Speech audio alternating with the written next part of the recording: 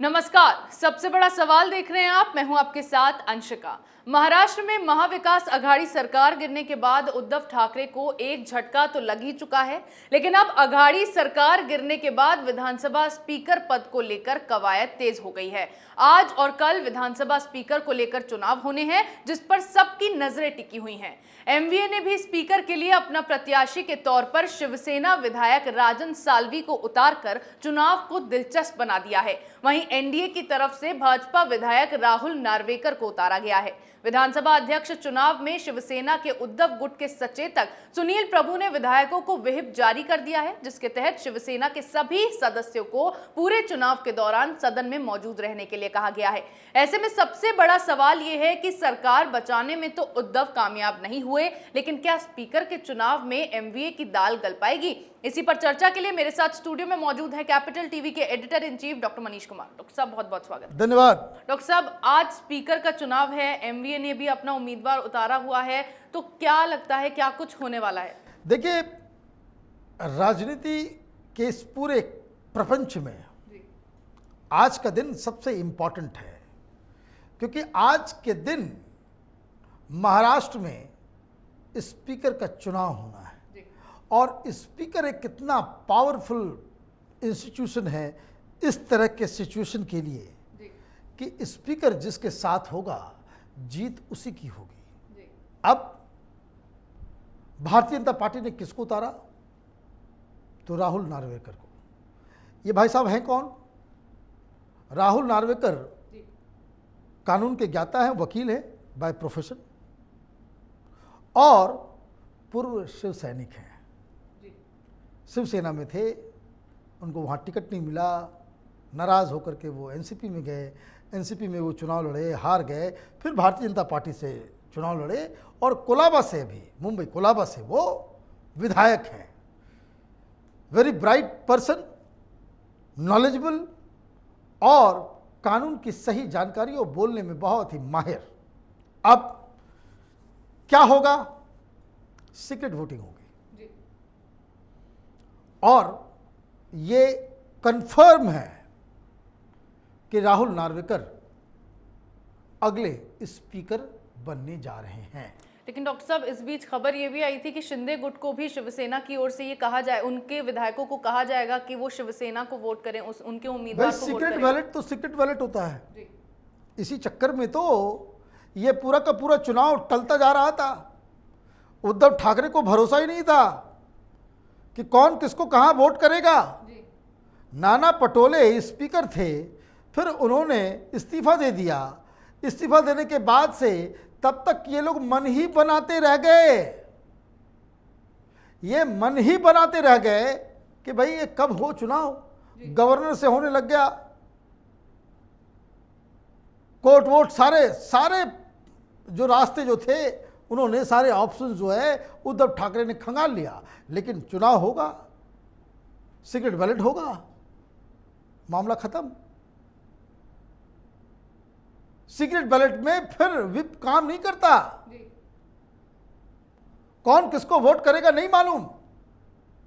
अब एक बार वो चुनाव जीत करके आ जाते हैं, फिर डिस्क्वालिफिकेशन का मसला चलेगा। फिर अभी ये जो प्रभु साहब ने व्हिप जारी की है कि सारे लोग सदन में रहेंगे, सारे लोग इसको वोट करेंगे, नहीं तो तुम्हारी सदस्यता चली जाएगी, ये धमकी और सारी चीज़ें। देखिए, उद्धव ठाकरे अभी तक समझे नहीं हैं, ना संभले हैं।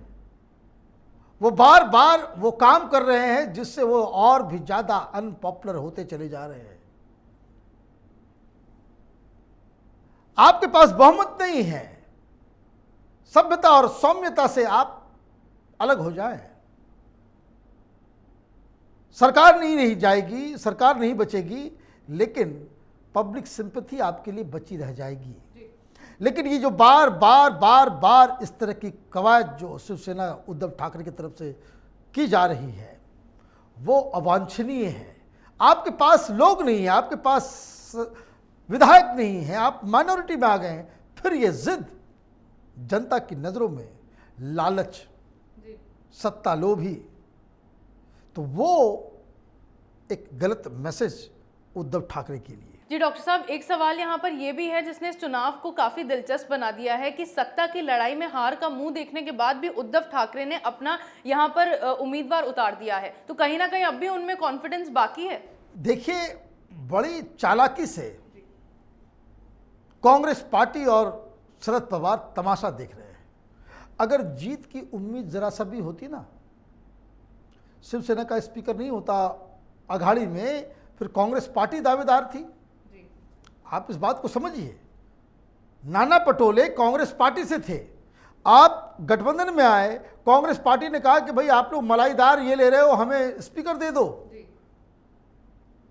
तो कांग्रेस पार्टी का स्पीकर गया तो टेक्निकली कांग्रेस पार्टी का ही कोई स्पीकर बनता। कांग्रेस पार्टी ने कहा नहीं, हम नहीं चाहिए, आप ही करो, आप ही लड़ाई लड़ो, जितनी बेइज्जती उठानी है, जितना हार झेलना है वो आप अपने पास रखो, ये आपकी लड़ाई है, आप जानो, आपका काम जाने। एमवीए इज नो मोर। ये अघाड़ी का एक्सपेरिमेंट खत्म हो गया। ये जो 3 अलग अलग साइज के पहियों वाली जो गाड़ी थी उसका एक्सीडेंट हो गया, और एक्सीडेंट भी ऐसा कि तीनों पहिए अलग अलग जगह पे निकल गए। शरद पवार छोड़ते अगर चुनाव, अगर ये लोग जीत रहे होते या जीतने का कोई चांसेस होता। अब दिक्कत ये है कि उद्धव ठाकरे के पास कोई दूसरा ऑप्शन भी नहीं है। आप ये काम नहीं करोगे, आप टेक्निकल पॉइंट नहीं उठाओगे, आप देखिए हर चीज में सुप्रीम कोर्ट पहुंच जा रहे हैं। एकनाथ शिंदे ने शपथ ली, आप कह नहीं नहीं नहीं नहीं ये तो इलीगल है जी। आप चले गए कि भाई नहीं नहीं नहीं ये जो सेशन बुलाया जा रहा है वो गलत है। और कभी कहीं एक भी पॉइंट पे शिवसेना को कोर्ट से कोई मोहलत नहीं मिली। एक भी वर्ड जो सुप्रीम कोर्ट का उद्धव ठाकरे के फेवर में हो, नहीं। उद्धव ठाकरे को यह समझ लेना चाहिए कि आप लीगल पॉइंट पे आप वीक हैं।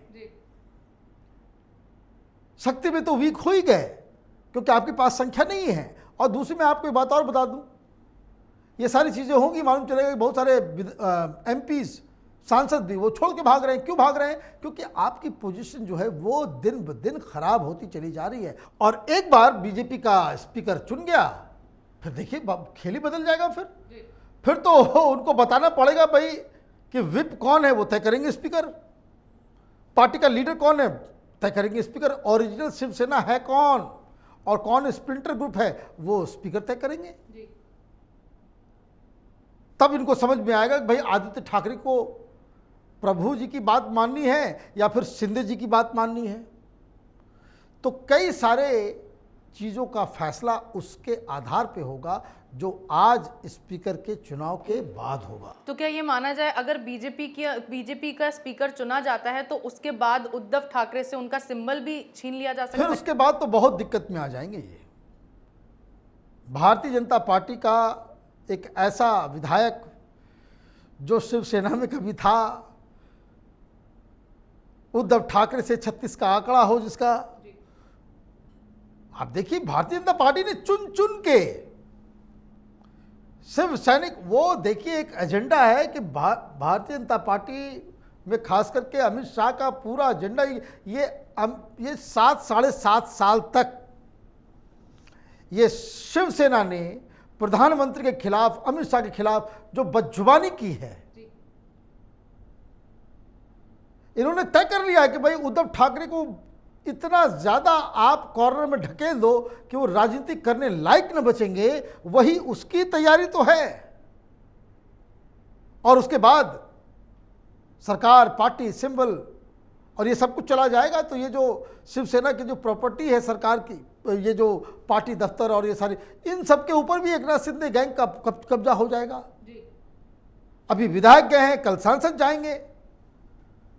तो बहुत बड़ी मुसीबत उद्धव ठाकरे के सामने मंडरा रही है। और आज का दिन बहुत ही ज़्यादा अहम महाराष्ट्र की राजनीति और खास करके उद्धव ठाकरे के लिए। जी बिल्कुल, महाराष्ट्र में स्पीकर का पद 2 साल से खाली है। नाना पटोले के स्पीकर पद छोड़ने के बाद से स्पीकर का पद खाली रहा है। शिंदे सरकार को 4 जुलाई को बहुमत साबित करना होगा। इसके लिए विधानसभा का विशेष सत्र बुलाया गया है और इसी के लिए स्पीकर के चुनाव कराए जा रहे हैं। लेकिन अहम बात तो यह है कि इस चुनाव में एमवीए ने अपना उम्मीदवार उतारकर इसे और भी दिलचस्प बना दिया है।